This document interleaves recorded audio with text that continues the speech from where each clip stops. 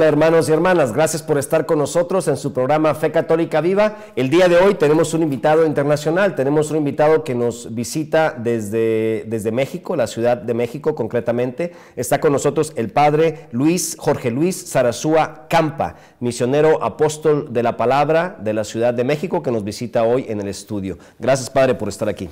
Muchas gracias y un saludo a nuestro auditorio. Padre, tú eres de la Ciudad de México y eres misionero apóstol de la palabra. ¿Qué es esto? Bueno, yo soy originario del estado de Durango. Nací en Azas, Durango, y ya desde hace unos 20 años vivo en la Ciudad de México.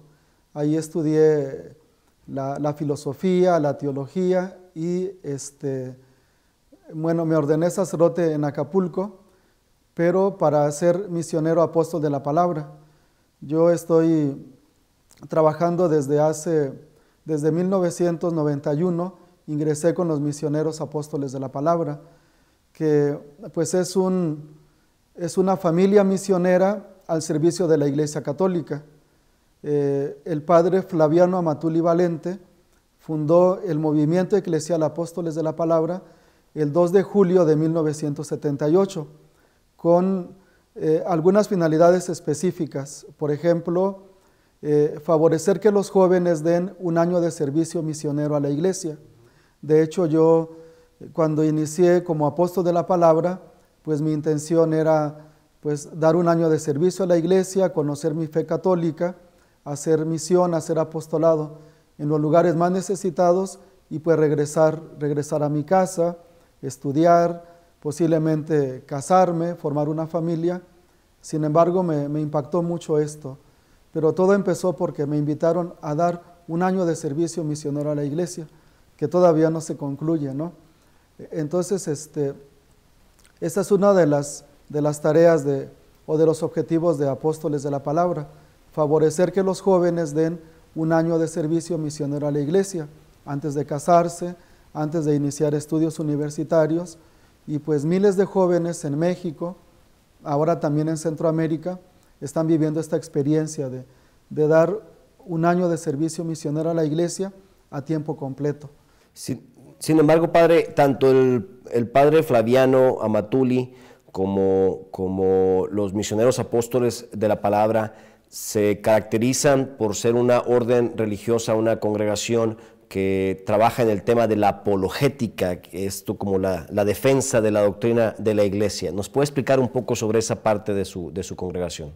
Sí, el padre Amatuli inició Apóstoles de la Palabra para dar a conocer la palabra de Dios por todos los medios posibles en 1978. Sin embargo, a medida de que los jóvenes que salían a las comunidades visitaban, platicaban con las personas, les empezaban a hacer preguntas. No sé, decían ellos, nos encontramos unas personas que nos dicen que la Virgen María tuvo muchos hijos, que no es virgen, que no hay que tener imágenes, etcétera. Y entonces el padre Amatuli empezó a preocuparse por todo este fenómeno del proselitismo religioso. Así que más o menos desde 1982 empezamos a trabajar mucho en la cuestión apologética. En 1983 se publicó el libro Diálogo con los Protestantes, un libro que es clásico.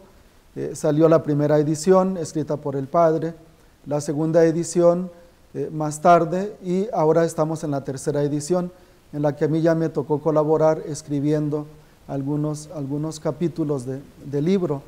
Entonces, bueno, nosotros entendemos la apologética como dar a conocer la palabra, para fortalecer la fe de los católicos, ¿no?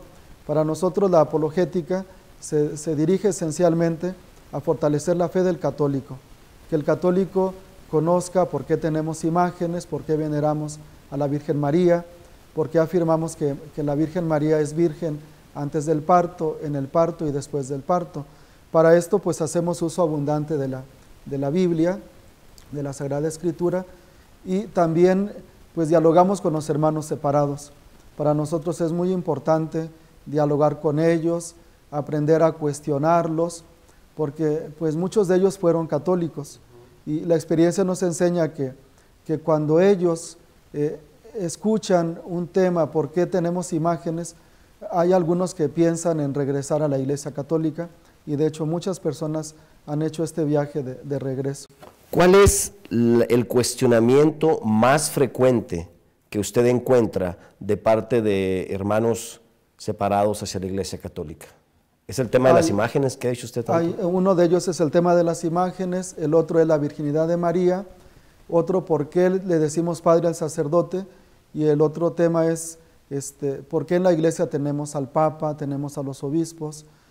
Algunos hermanos separados dicen que en la iglesia todos debemos ser iguales, nada de... Entonces le explicamos estos temas, ¿no? que se llama la jerarquía de la iglesia. Entonces son como los temas más recurrentes, y otro tema que cada cierto tiempo se renueva mucho es el del fin del mundo. Yo recuerdo hace muchos años, andaba yo de misionero en Iztapalapa, Ciudad de México, y un muchacho evangelizador de una secta protestante se acercó a mí y me hizo una pregunta. Me preguntó, porque usted decía hace un momento que ustedes responden todos los cuestionamientos basados en la Sagrada Escritura, y muchas de estas órdenes o de estos grupos se basan en que solo la Escritura es lo que rige. Entonces es muy bueno que les contesten con la Escritura. Sin embargo, este muchacho me preguntó, ¿es cierto que ustedes creen en la Escritura y la tradición? ¿Qué es eso de la Escritura y de la tradición? ¿Por qué las dos? ¿Por qué no nada más la Escritura? ¿Nos puede usted responder eso?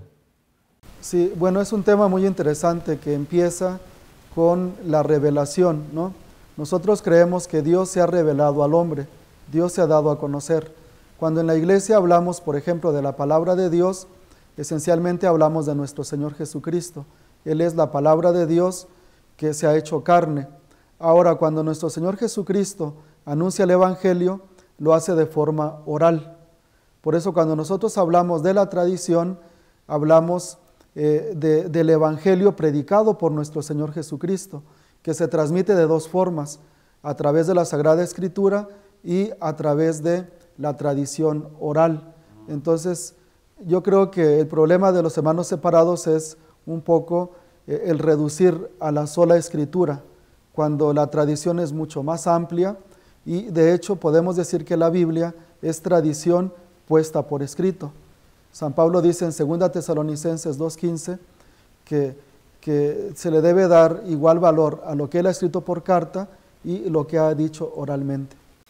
Aunque usted no lo crea, se nos acabó el tiempo del segmento número 1, y el tema que queremos platicar con usted, sobre todo el día de hoy, es acerca de una devoción que ha crecido grandemente, sobre todo en México, y que se le denomina la Santa Muerte. Ojalá que usted nos aclare un poquito qué es esto y cómo debemos responder como católicos. No le cambie, ya volvemos. Esto es Fe Católica Viva. Mi héroe no es famosa, no tiene un trabajo divertido, no maneja un carro nuevo. Mi héroe no estaba lista para ser madre, siempre hizo lo correcto, decidió tenerme y amarme. Mi héroe, mi mamá. Si se encuentra con un embarazo no planificado, infórmese hoy acerca de sus opciones. Aunque hay muchos embarazos no deseados, todos los niños son deseados.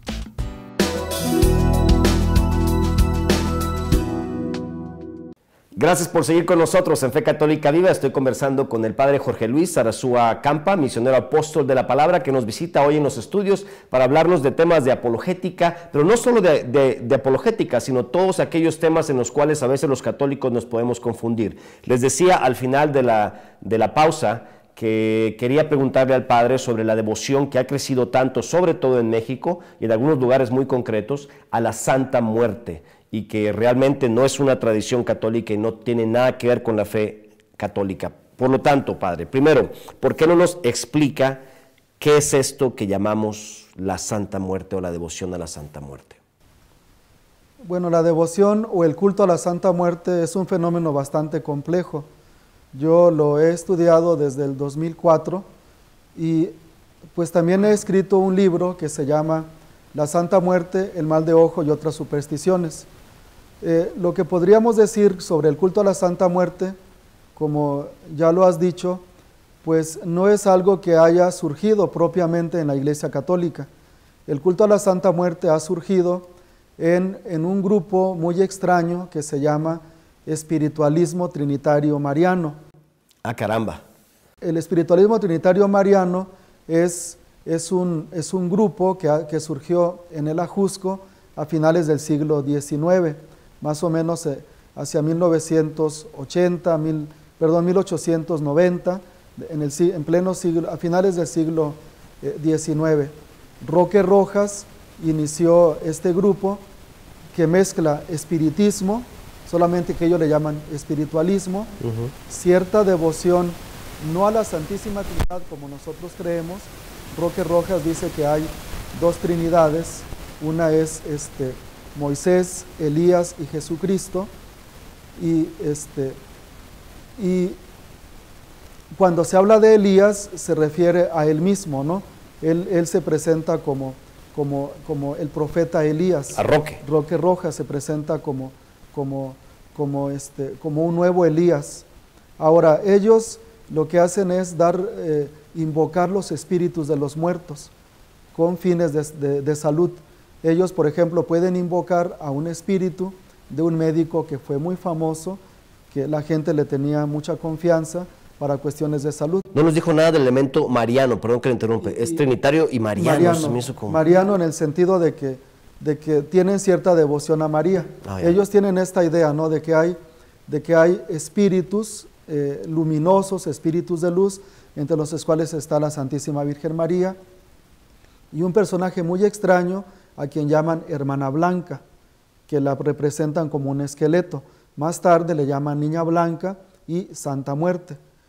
Y están otros espíritus como lo de los médicos, y hay un tercer grupo de espíritus que son los famosos espíritus chocarreros, que son los que supuestamente asustan en las casas y todo ese tipo de fenómenos. Ahora, en este contexto ellos invocan este espíritu al que llaman Hermana Blanca, que se hace presente para venir a curar a las personas.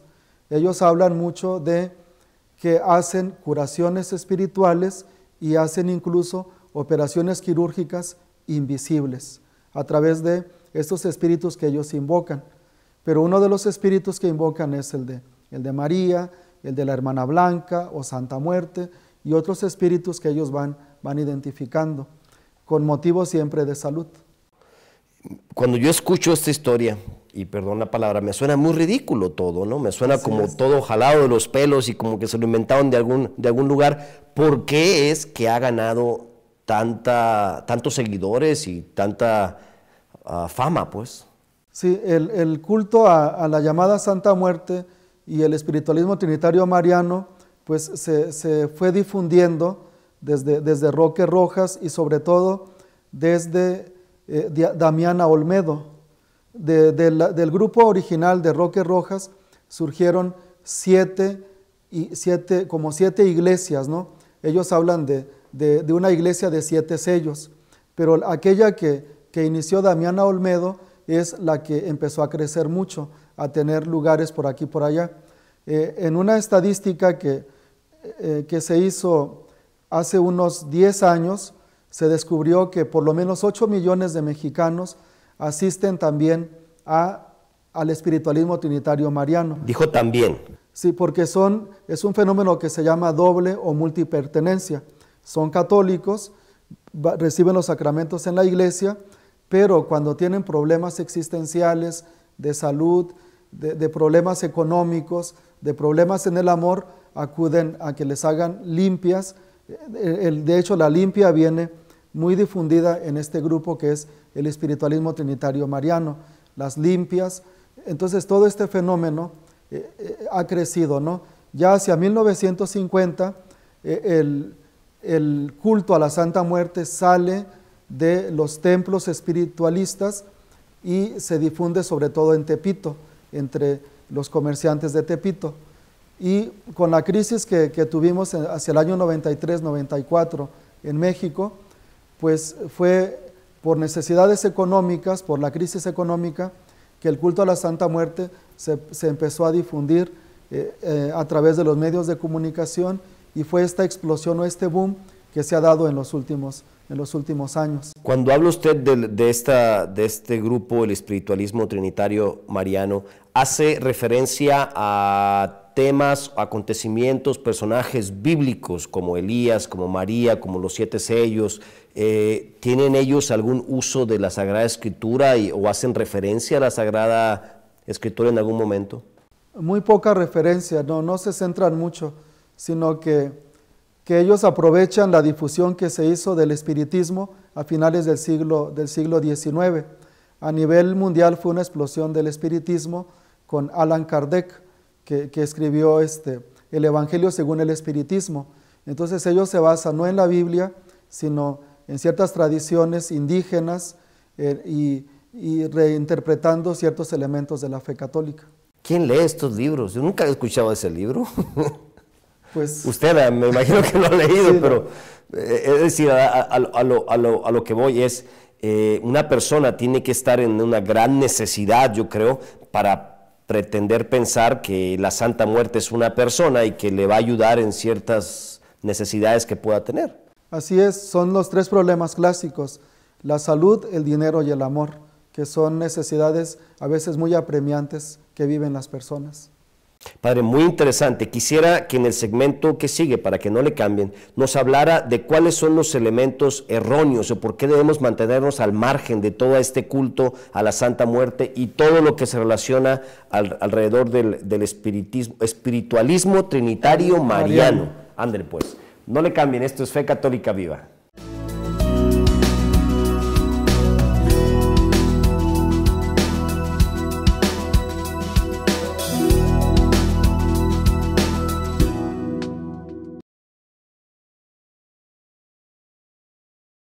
Porque siempre es un buen momento para empezar. Porque nunca lo había hecho. Porque hay mucha gente que sufre. Porque me acuerdo de mi familia. Porque llevamos más de 500 años haciéndolo. Porque el mundo necesita paz. Porque lo hacemos en casa. Porque lo aprendí de niño. Porque no tengo miedo. Porque son solo 50. Porque mi abuelo está enfermo. Porque estoy triste. Porque estoy cansado. Porque quiero ayudar a los demás. Porque lo hacen por mí. Porque me da fuerzas. Porque lo puedo hacer yo solo. Porque si somos 2, es más fácil. Porque lo tengo en mis manos. Porque es posible en cualquier momento. Porque es mayo. Porque estoy enamorado. Porque estoy enamorada. Porque no me importa lo que diga la gente. Porque necesito ayuda. Porque me hace mucha falta. Porque hace fácil lo difícil. Porque me hace ser mejor. Porque las cosas pueden mejorar. Porque no quiero dejar de hacerlo. Porque me encanta decir piropos. Porque me gusta dar gracias. Porque confío en ella. Porque nos lo ha pedido. Porque le encanta. Porque me apasiona la vida. Porque me encantaría mirarla a los ojos. Porque es la más guapa del mundo. Porque me gusta soñar. Porque la quiero mucho. Porque siempre está ahí cuando la necesitas. Porque se lo merece. Porque es la madre de Dios. Porque es mi madre.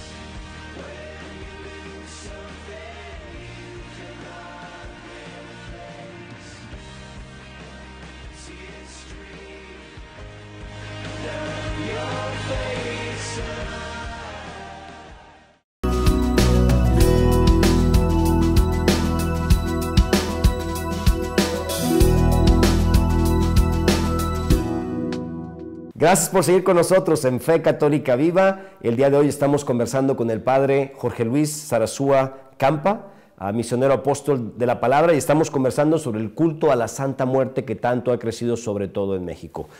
Le preguntaba, padre, por qué ha crecido, en qué consiste, sus orígenes, ya nos explicó todo ello, pero ¿por qué un católico no debería acercarse al culto a la Santa Muerte? Bueno, en primer lugar, porque no es algo que haya surgido en el seno o en el ámbito de la Iglesia Católica. No es como la devoción que le tenemos a la Santísima Virgen María, a los ángeles, a los santos en nuestra iglesia, sino que es un culto supersticioso. Yo creo que, por ejemplo, el culto a la Santa Muerte es un pecado grave para un católico, es un pecado grave contra el primer mandamiento de la ley de Dios. El primer mandamiento de la ley de Dios, que encontramos ya en Éxodo 20, por ejemplo, Éxodo 24, dice que no debemos tener otros dioses delante de Dios.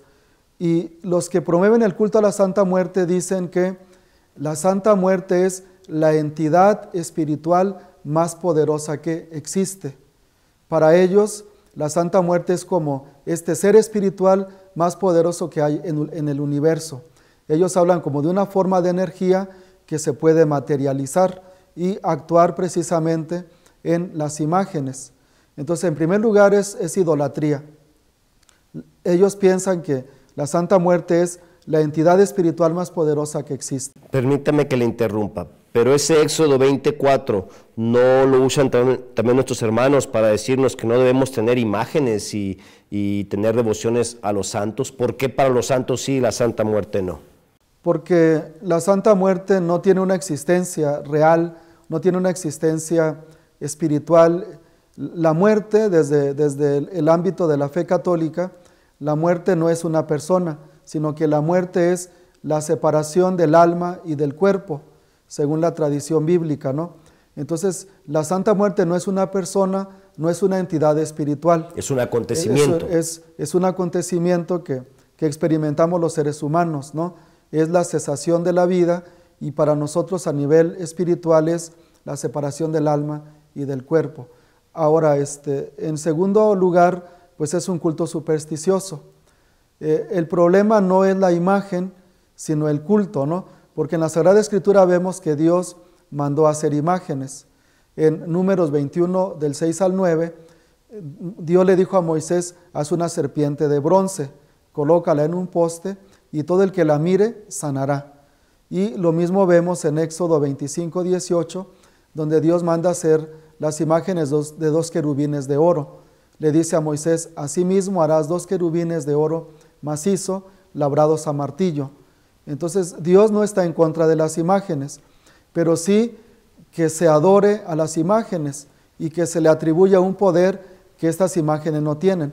Ahora, el problema de la Santa Muerte es el siguiente, es supersticioso. Ellos piensan que si yo tengo una imagen de la Santa Muerte de color rojo, puedo resolver cualquier problema relacionado con el amor, con las relaciones interpersonales. Piensan que si yo tengo un problema económico, debo comprarme una estatua de la Santa Muerte de color dorado. Pero no hacemos lo mismo los católicos, que si pongo a San Antonio de cabeza voy a encontrar un novio y cosas así. Bueno, sí, hay católicos mal informados que dan un culto supersticioso a las imágenes, ¿no? Las imágenes son sacramentales y las podemos venerar y darle un uso correcto. El problema es cuando ya entramos en el ámbito de la superstición, como colocar de cabeza la estatua de San Antonio o darle un uso mágico, supersticioso, por ejemplo, en los negocios, en los locales comerciales, a la imagen de San Martín Caballero, por ejemplo, que ya se le mezcla con el ajo macho, con la sábila y con otros elementos extraños a la fe.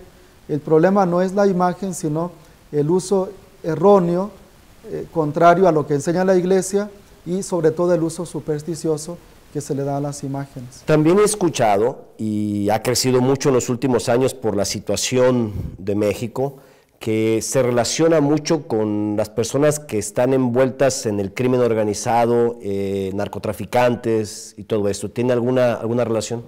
Sí, como les decía hace rato, en Tepito fue donde empezó a surgir, ¿no? Y hay personas que en Tepito se dedican al comercio, pero que también se dedican a ciertas actividades delictivas, como lo que se conoce como piratería, por ejemplo, y la distribución de estupefacientes. Entonces, el culto a la Santa Muerte, como toda superstición, se da especialmente en personas que llevan un estilo de vida muy arriesgado. Por eso le dan culto a la Santa Muerte los policías, pero también las personas que están en el crimen organizado. Y últimamente, ¿no?, ya que ha crecido el problema del narcotráfico, de los cárteles de la droga en México, pues han visto en la figura de la Santa Muerte un culto protector. Hay cosas que no le pueden pedir a nuestro Señor Jesucristo, a la Virgen María, que sí se atreven a pedirle a la llamada Santa Muerte.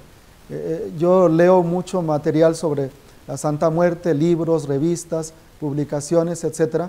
Y me sorprendió leer una supuesta oración que hacen los que dan culto a la Santa Muerte. Dice: Santísima Niña de mi corazón, te pido que a fulano de tal lo hagas picadillo con tu sacrosanta guadaña, destrózalo, aniquílalo, etcétera, ¿no? Este tipo de conjuros, aunque ellos le llaman oración, pues son los que se dan en el culto a la llamada Santa Muerte, ¿no? Donde se puede pedir incluso la desaparición física o el asesinato de una persona. Evidentemente, este tipo de peticiones no las harían a la Santísima Virgen María, a nuestro Señor Jesucristo o algún santo, pero sí a la llamada Santa Muerte, sí a Jesús Malverde y a otros personajes que están surgiendo, que han surgido desde hace tiempo, como Juan Soldado y otros que desde la antropología o la sociología de la religión se le llama santos laicos, ¿no? Es decir, santos no canonizados por la Iglesia, sino personas que a nivel popular se les canoniza, por así decirlo. Todas estas cosas que me dice usted me hace como ver que se dirigen las oraciones o plegarias a estas figuras, a todas aquellas cosas que sería muy bajo pedirle a Dios o que son contrarias a la ley de Dios, el poseer más que el otro, que le vaya mal al otro, cosas así, que se muera el otro, entonces se las canalizamos a un ser así, porque no son solo criminales, hay gente que intenta hacer una vida, yo creo, bien, pero tiene ese culto también. Así es, la mayoría no son criminales, sino gente del pueblo que tiene estos problemas existenciales muy fuertes. Padre, ha sido muy interesante conversar con usted sobre ese tema, ojalá que lo podamos tener nuevamente con nosotros. Muchas gracias, el Padre Jorge Luis Sarasúa, misionero apóstol de la palabra. Nos vemos la próxima semana en Fe Católica Viva.